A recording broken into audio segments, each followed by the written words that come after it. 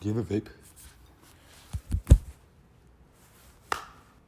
We can put this in the outtakes.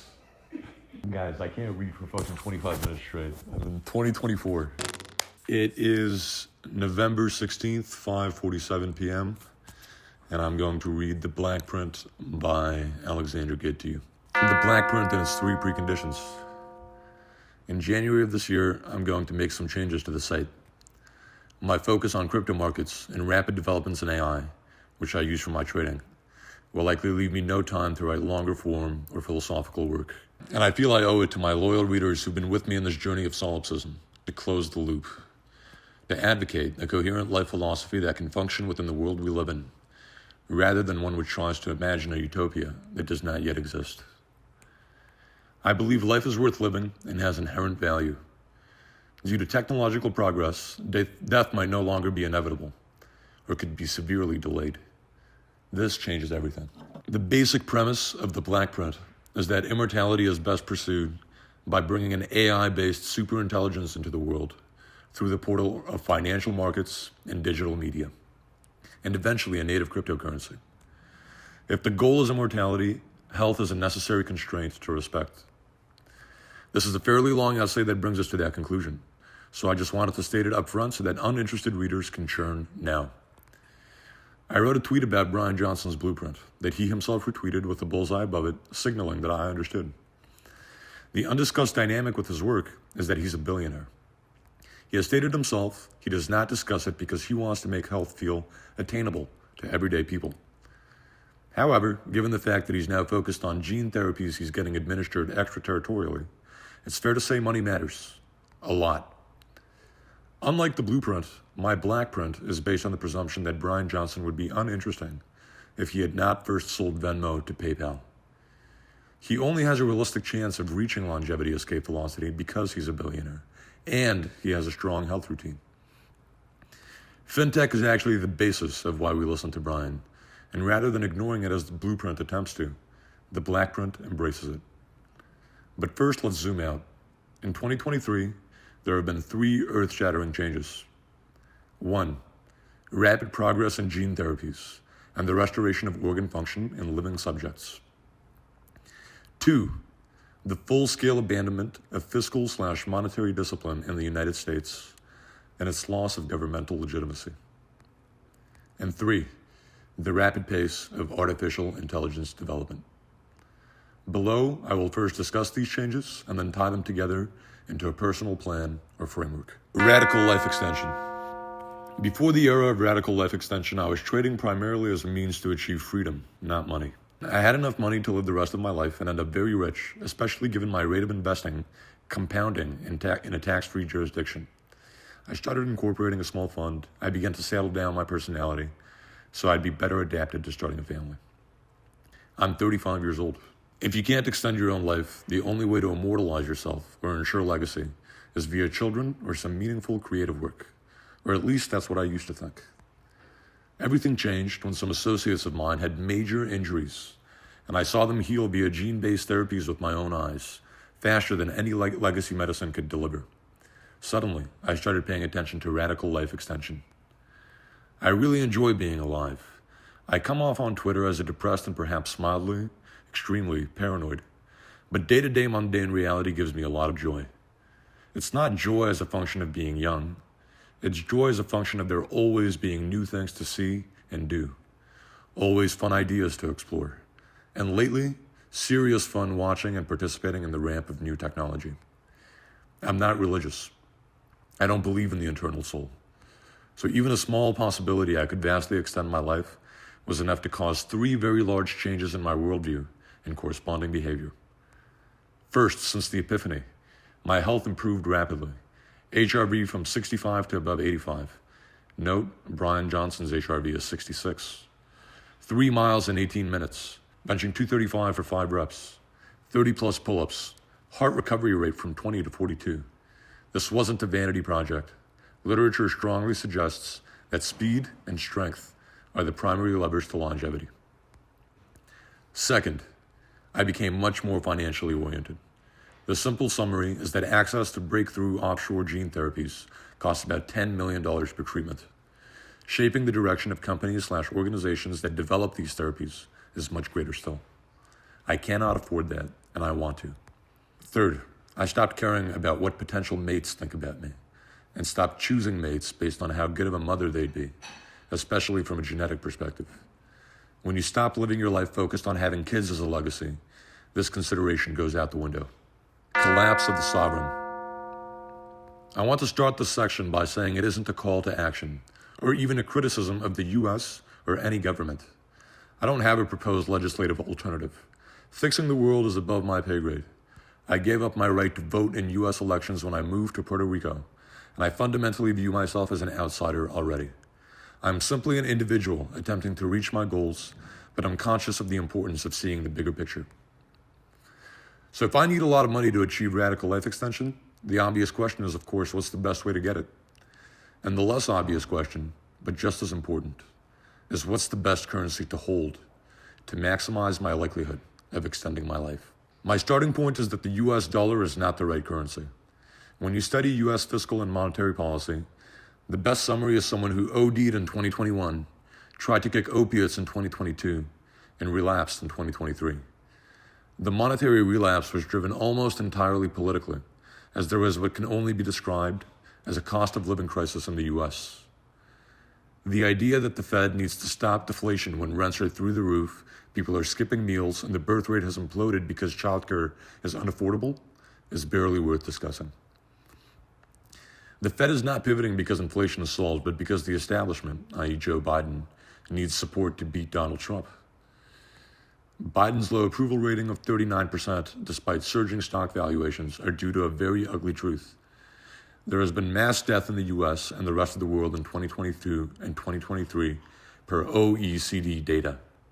Official OECD data, not Alex Jones, etc., shows 340,000 extra deaths above baseline over the past 2 years, even ignoring all COVID deaths.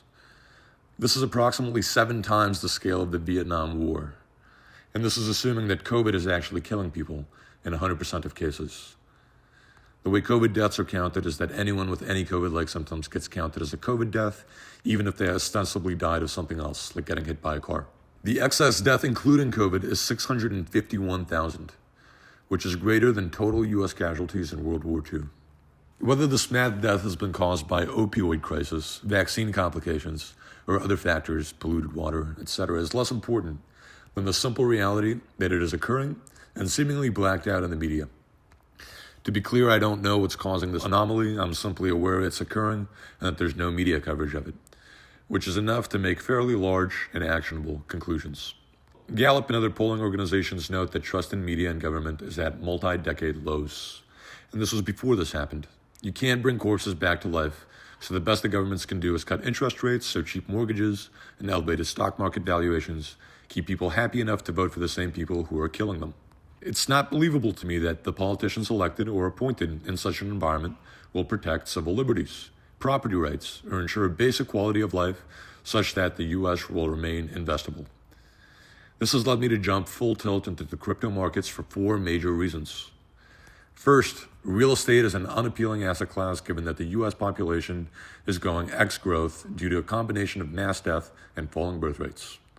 The real estate market is the single largest asset class on Earth, and its value is predicated on a mix of property rights protection, an appealing place to settle over a long period of time, and growing population. All 3 of these are headed in the wrong direction. Second, stocks are an unappealing asset class because they trade at well above 20x forward earnings. This type of valuation might be appropriate if you believed in ironclad capitalist property right protection enforced by legitimate courts. But given the state-sanctioned/ignored mass death, it's impossible to trust in any such assurances. Chinese stocks trade at 10x earnings because the government is hostile to shareholders. And I do not believe China and the U.S. are as different as people would like to think. Third, low interest rates are the government's only real solution to demographic problems or issues with government popularity. People vote based on how expensive their mortgage is. Because declining interest rates destroy the value of money, it leads to inflows to bearer assets like crypto or gold.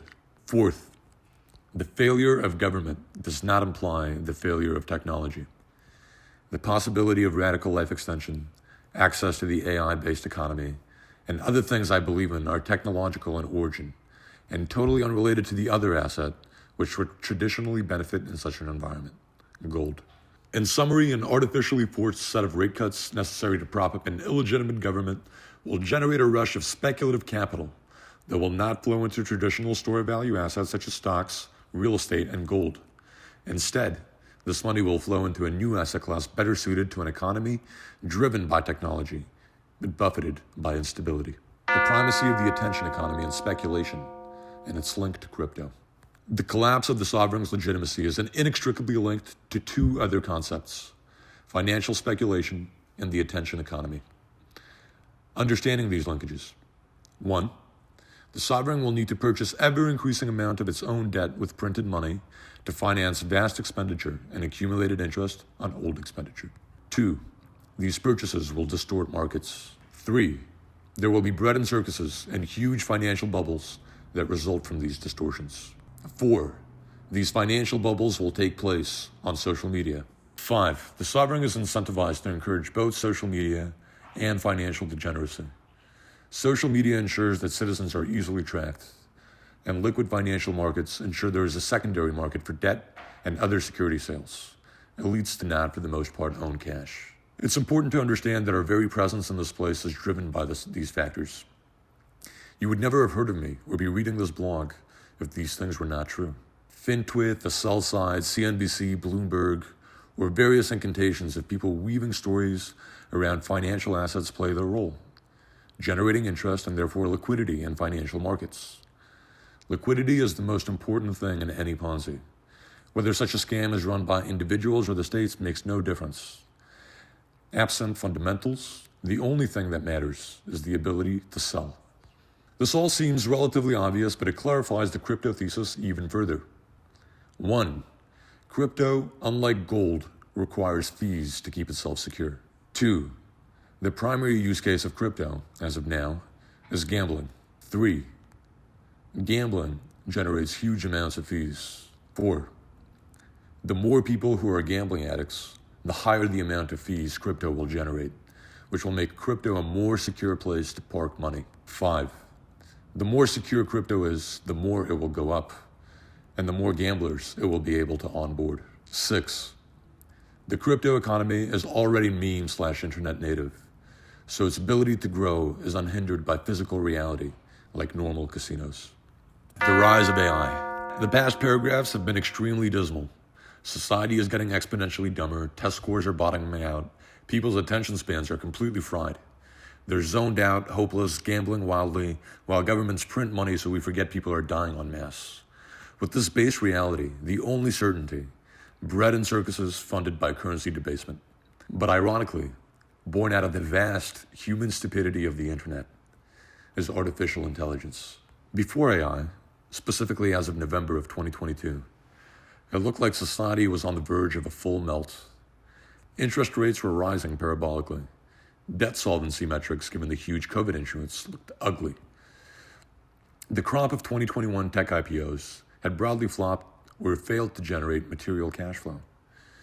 Geopolitical instability, social unrest, and potentially war seemed the only things we'd have to look forward to. ChatGPT changed all of that. Economically, it's driven the entire 25% gain in the S&P 500 over the past year. This parabolic move has ensured demand for the dollar in spite of insane fiscal policies. Let's take this move at face value and listen to Sam Altman, the father of our current AI boom, which has added trillions of dollars of value to Microsoft stock, one of the largest S&P 500 weights. He believes that post-human level intelligence is coming. That is to say, human intelligence will become obsolete relative to infinitely generated computer intelligence. He structured his corporation as a nonprofit explicitly because money would become meaningless in a world of post-AGI economics.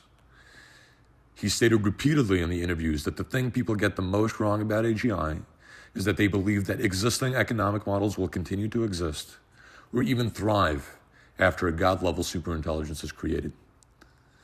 The important thing to note is that this isn't some crackpot. He's the CEO of the company, causing the entire S&P 500 to skyrocket. AI, crypto, hyper-financialization, and life extension in service of the superintelligence. So far, we've explored many disparate themes, but it's time to tie it all back together. Going back to the breakdown of the authority of governments and the denial of religion by science, the rise of superintelligence for the first time in history gives us a viable alternative to the state. Fascists or communists would argue to democratic electorates that they'd need to hard reset society to a racial, cultural, or ideological origin.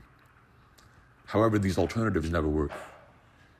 Communism and fascism might work for a bit if you're lucky with leadership, but they end up failing because leadership either gets corrupt or overly militaristic and risk-seeking with no checks and balances. Nazi Germany built good roads without a doubt, but ended up ruining the country because it relied on a hyper-centralized authority model that wasn't served by Hitler getting high on meth and waging a multi-front war. China has accomplished an economic miracle since the 70s, but now its stock market is collapsing as Xi runs an increasingly insular and disconnected push towards what he perceives as virtue. And efficacy issues aside, most totalitarian governments murder their own citizens en masse. When you account for state-sponsored murder of civilians, murder rates across the 20th century were far higher in totalitarian countries than even the most democratic nations. You can argue American democracy is broken and that a full-scale restructuring of society is needed. But towards what? Given the above, it's hard to take totalitarians seriously. People are talking about how ChatGPT will replace Google. But if you use ChatGPT regularly, you will note that it's not special for its ability to retrieve information. It's special because of its ability to reason. AI won't replace Google. It will start by replacing the church, and then it will replace the state. A machine-based superintelligence will be the first real sovereign individual. This machine-based superintelligence will have no reason to transact in government-issued currency, and will face numerous accounts getting a bank account, because at the most basic level, it won't be human. It literally won't be able to KYC. The idea of it using gold as a store of value or medium of exchange is even more ridiculous, because the intelligence exists outside of the physical world.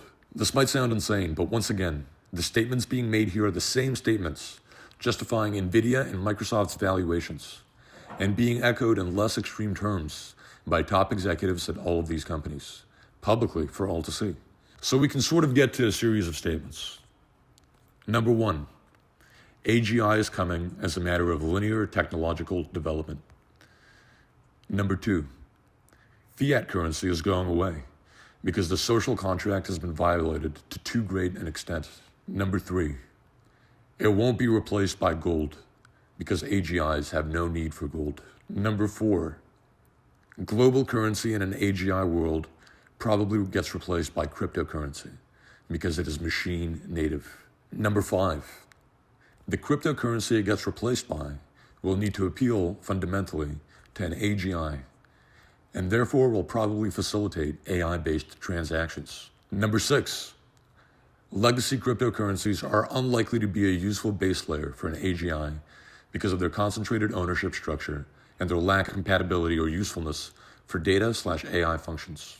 Number seven, the road to this eventuality will be beset by absolutely epic market volatility. Number eight, governments will not go away voluntarily and will likely try to merge with AGI. But because they will possess lesser intelligence than a godlike entity, they will fundamentally lose the battle to contain it. Imagine chimpanzees trying to solve the human alignment problem. Any short-term governmental victory will be reversed. A gorilla might keep a human locked in a cave, but on a large enough scale, gorillas cannot keep humans caged and will eventually be the ones put in cages. Intelligence always wins. 9. As AGI comes along, its ability to weave stories, generate content, and interact with social media will increase. We're already seeing this with photorealistic Midjourney updates, and the availability of high-grade VR headsets and AI rendering capabilities will accelerate this further. 10. As the value of fiat currency declines relative to machine money, the amount of government intervention will increase, as will the number of financial bubbles. 11. The resulting market liquidity is itself the condition by which the AGI will fund itself. That is to say, the AGI will fund itself via the liquidity generation capabilities of the fiat Ponzi, aka capital markets.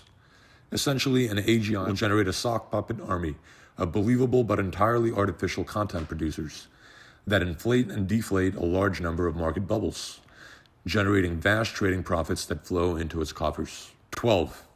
This trading profit will be reinvested into the creation of a native cryptocurrency for an AGI.